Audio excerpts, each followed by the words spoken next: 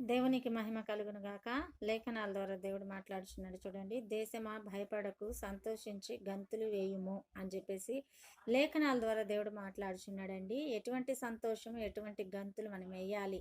ఆయన మన కొరకు ప్రాణ త్యాగం చేసి ఉన్నాడు కాబట్టి ఆయన మనల్ని స్వతంత్రులుగా చేసి ఉన్నాడు దేవుడు.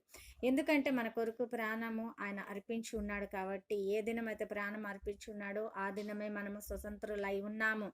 అందుకే దేవుడు ఏమంటున్నాడు తెలుసా? భయపడకు అని చెప్తున్నాడండి. మన గ్రామాన్ని, మన దేశాన్ని, మన పట్టణాన్ని కూడా ఆయన స్వతంత్రించుకొని ఉన్నాడు కాబట్టి, మనం స్వతంత్రం కలిగిన వ్యక్తులం కాబట్టి, మనము నడవాలి కాబట్టి, ఆశ్చర్య కార్యములు, మహత్కార్యములు, బలమైన కార్యములు మన ఎడల దేవుడు జరిగిస్తానని చెప్తున్నాడండి.